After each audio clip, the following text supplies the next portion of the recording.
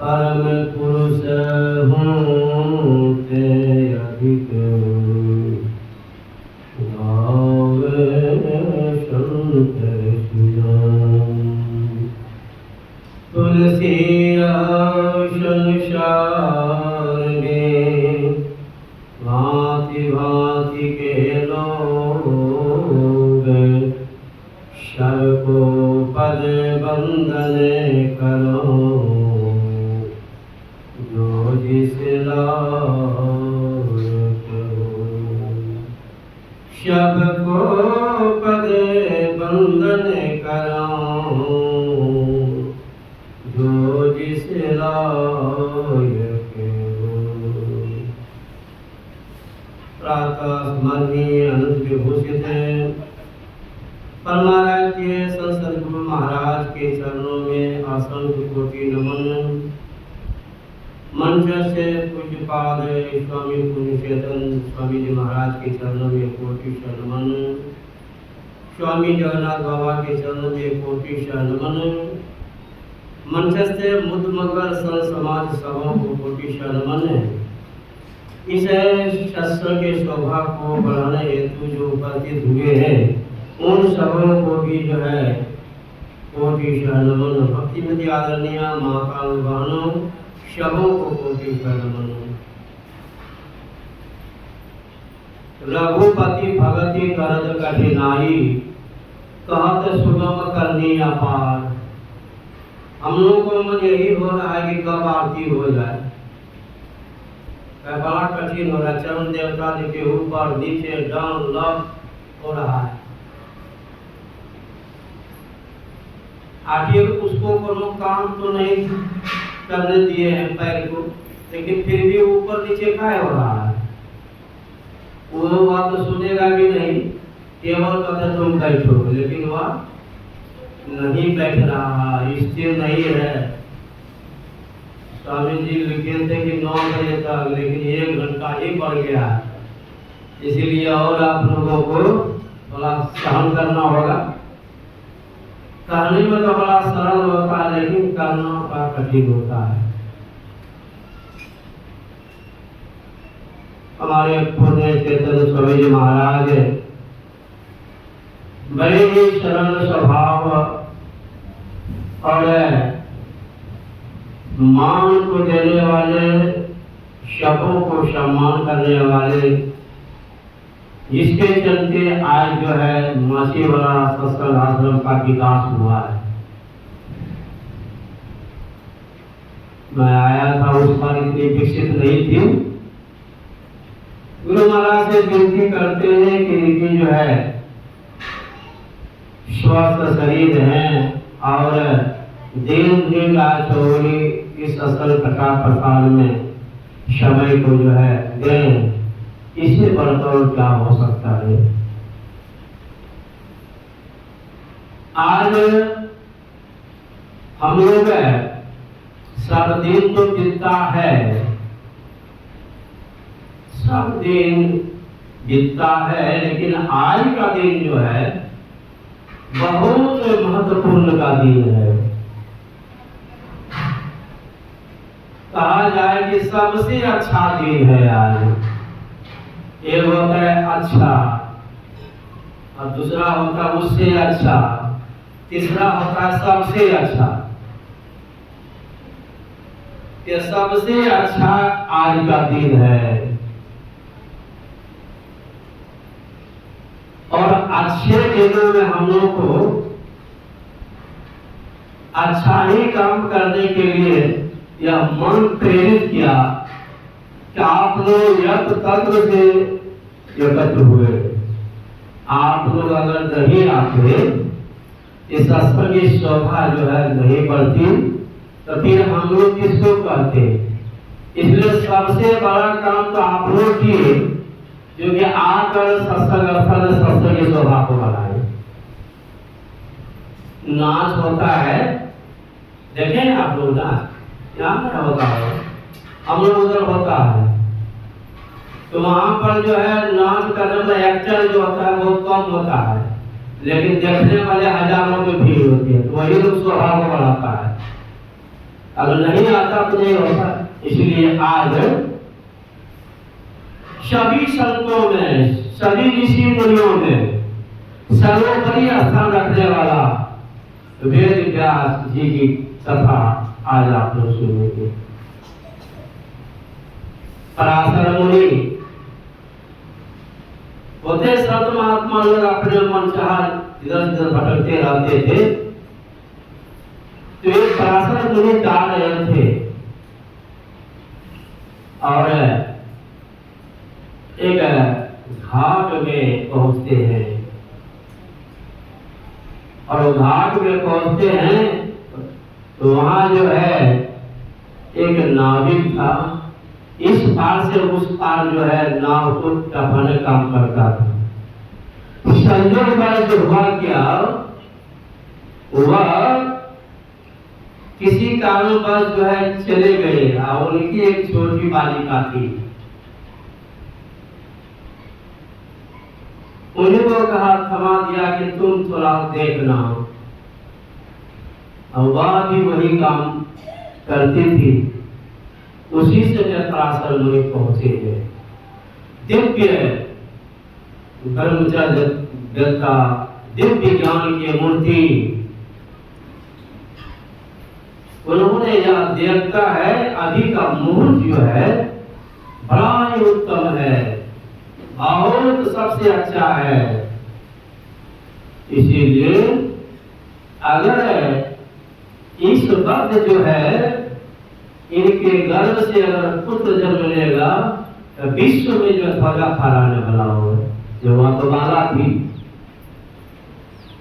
लेकिन वह व्यक्त रूप में कहे, वह बड़ी अचंभित हो जाती है कि देखिए मेरे शरीर से कितना गंध हो रहा है, मचगंधा। ताकि उसके लिए चिंता नहीं, वह कहते कहते वह बात को मान जाती है। सिद्धि के बल पर उन्हें यंग बना देता है, और उस सिद्धि के बल पर जो जितना जो है गंध जो आ रहा था, वह गंध भी जो है खत्म हो गया, और 100 योजन तक जो हुआ बहुत महत्वपूर्ण जो हुआ सुगंध के रूप में बच गया। वो उसका जो है दूसरा नाम पड़ा योजन गंगा। और वह पराशर मुनि ने उनसे जो है योग बल से जो है वह यज्ञ बनाकर रति क्रिया करने के बाद वहां जो है वेद व्यास का जन्म होता है। और वहां से जब जन्म होता तो बाद जो है पराशर मुनि के साथ चलने लगी, वह बहुत गिड़गिड़ाने लगी, मणिगंधा ध्वजगंधा बहुत गिड़गिड़ाने लगी। कहा कि देखो माँ, तुम्हें जब भी तो कोई आपद विपद अगर जरूरत पड़ेगी तो मेरा नाम लेना, उपस्थित होगी। उनको जो है द्वीपायन भी कहते हैं। एक टापू में जन्म लिए और उस समय उनका जो है वह प्रकाशपूर्ण जो दिन था वह जो है ओझल हो गया और वह अंधकार के रूप में परिणत हो गया। ऐसे जो है ब्रह्मवेत्ता पराशर मुनि की कृपा से वह मुहूर्त को जो है वैल्यू देने के लिए, महत्व देने के लिए कहता उनके गर्भ से जो वेद व्यास मुनि का जन्म हुआ। और वही वेद व्यास है 4 वेद 6 7 18 पुराण के रचयिता हुए।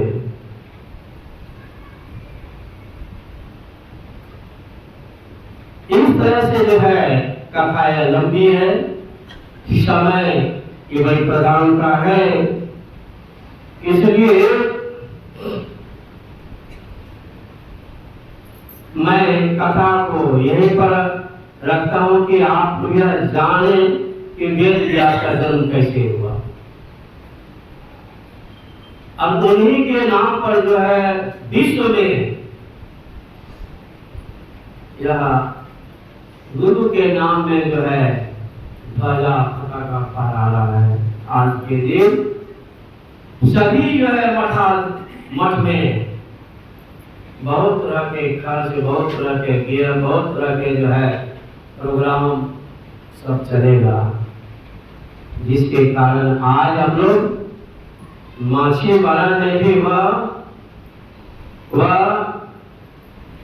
मत्स्यगंधा और बड़ा ही मिलता जुलता है माछी वाला।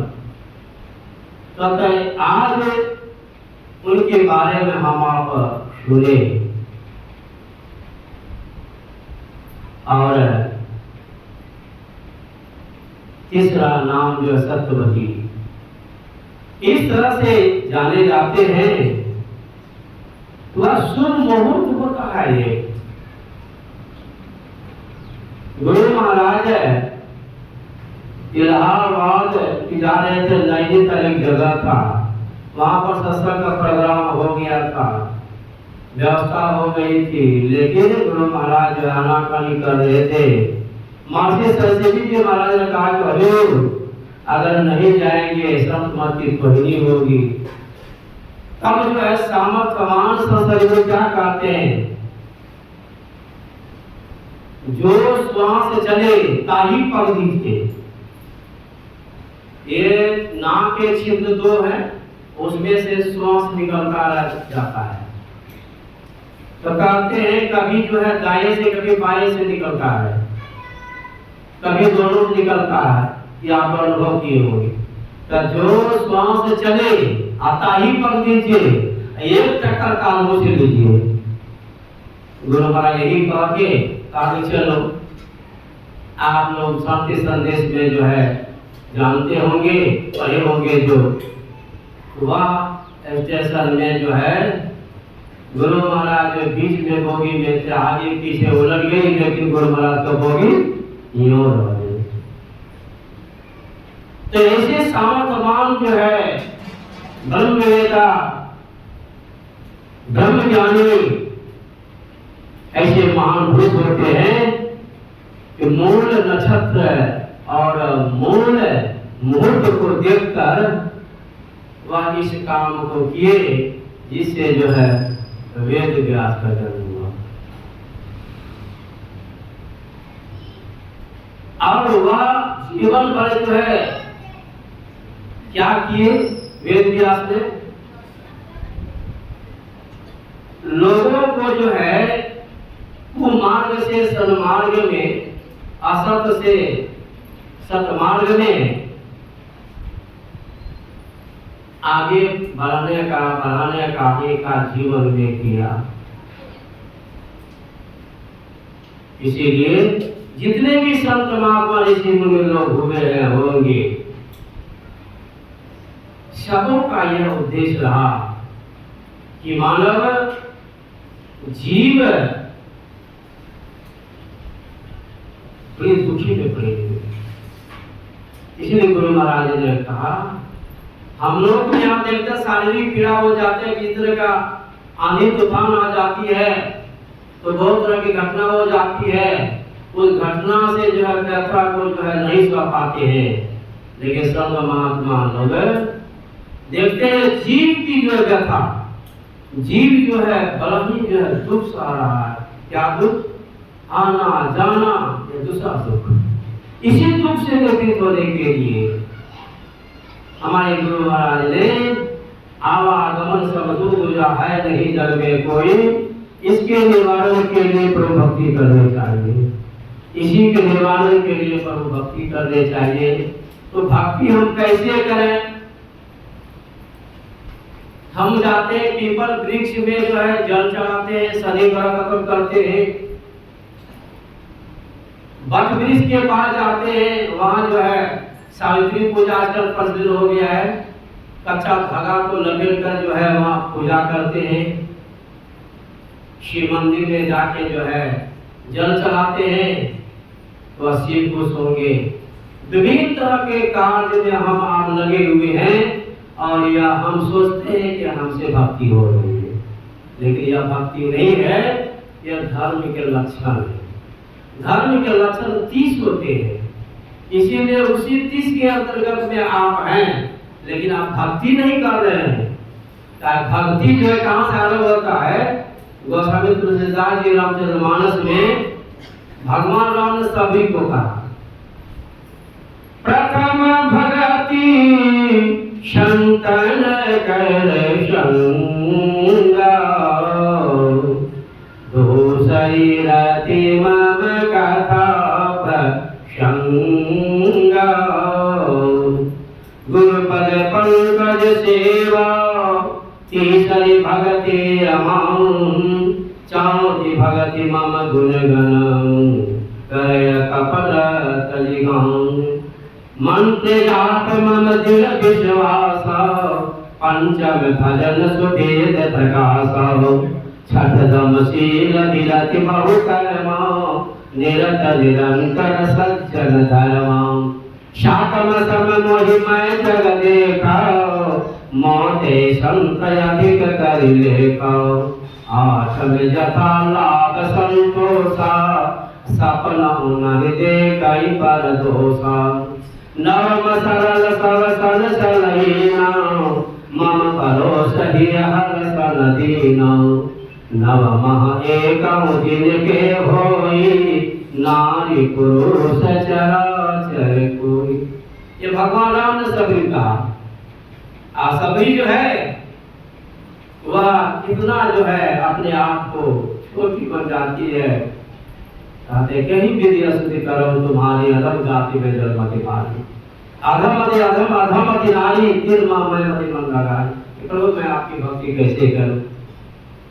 ये 9 प्रकार की भक्ति में पारंगत थी सभी माता। ये कहां से पाई वह? कहते मति की रति गति भूति भलाई, आ जग जही जतन जहां जही पाई, आ सो जानो सत्संग प्रभाव। लोग को वेद न आन पाओ, संसार में दूसरा कोई उपाय नहीं है। इसीलिए कबीर साहब के पाठ करने में सुन रहे थे, इस सत्संग में लाभ बहुत है। कहते बहुत है, हम लोग को कहाँ मिला? अनुभव नहीं कर पा रहे हैं, मिलता तो है। कहते हैं धर्म अर्थ धर्म काम और मोक्ष। संसार में आप देखे होंगे आम का वृक्ष लगाते हैं जमीन में, तो आपको क्या मिलता है? लीची नहीं मिलेगा, आमे मिलेगा। आम का वृक्ष लगाया है इसीलिए आम मिलेगा। लीची लगाए हैं तो आपको लीची ही मिलेगा। यानी जो जो वृक्ष को लगाइएगा वह आपको मिलेगा। लेकिन यह सत्संग से जो है एक बाइक एकदम 4 फल मिलेगा आपको। और आपको जो है धन की कमी नहीं होगी और स्वच्छ धन आपको मिलेगा। और तब आप धर्म कर सकते हैं, और आपके पास धर्म का है इसलिए धर्म कर सकते हैं। इसके बाद आपके अंदर में विभिन्न तरह का कामनाएं जो उठती है, तो वह कामनाएं आपको होगा, पूर्ण होगा। और इसके बाद जो है सदा जो है सत्संग में जो लगे रहे उनको मोक्ष की प्राप्ति हो जाए। यह बात सत्संग से होता है। इसलिए ब्रह्मा स्वामी ने कहा सत्संगत जग सार साधो, सत्संगत जग सार रे। सत्संग ही सार है, गाते गाते नहीं लगाते हैं। और गाते हैं ब्रह्मा स्वामी, काशी नहाए मथुरा नहाए, नहाए हरिद्वार रे, 4 धाम तीरथ गए आए, मन का नहीं सुधार रे। सत्संगत जग सार साधो, सत्संगत जग सार रे। कहते कहते आगे कहते हैं इंद्रजीत वन में जाए, किए तप भारी काया कष्ट अपार रे। इंद्रजीत करी बस अपने हृदय नहीं धार रे, शत सगत जग सार साधो, शत सगत जग सार रे। और आगे आगे जबरदस्त बात बोल रहे हैं आप, इतना कहे संतुष्ट नहीं, अब जबरदस्त बात बोल रहे हैं, सुनिए। इस सत्संग में लाभ बहुत है, हमारे संत कवि साहब कहे वही बात हमारे परमात्मा में कह रहे हैं। क्या कह रहे हैं? बिना सत्संग ज्ञान नहीं उपजे, कर ले जतन हजार, हजार जतन कर लीजिए कि बिना सत्संग का सारा का ज्ञान नहीं हो। इस सत्संग के द्वारा जो है सारा सार का ज्ञान होता है, सार आसार का ज्ञान होता है। क्या सार है, क्या आसार है, सब समझ में बात आएगी। इसीलिए यह सत्संग को माध्यम बनाकर हम आप जो है आगे बढ़ सकते हैं, जीव को उद्धार कर सकते हैं। इसी के लिए गुरु महाराज ने कहा, जीवोद्धार का द्वार पुकार कहा, घट भीतर हे सत्संगों ने। जीवोद्धार का पुकार कहा कहाँ? घट के अंदर में, अंदर में करना है। अगर बाहर में करेंगे तो भटकते रहेंगे जीवन भर। इसीलिए अंदर में दो नैन नजर जोड़ी के एक नोक बना के अंतर में देख सुन सुन अंतर में खोजना। इस तरह से करते रहेंगे, एक न एक दिन जब पूर्ण ज्ञानी हो जाएंगे, और जब पूर्ण ज्ञानी हो जाएंगे तब आपसे साधना होगा। जब साधना हो जाएगा तब आप मुमुक्षु केवल कहलाने लग नहीं जाएंगे, मुमुक्षु अर्थात तो मोक्ष को प्राप्त कर लेंगे। मनुष्य का यही कर्तव्य है और इसी कर्तव्य को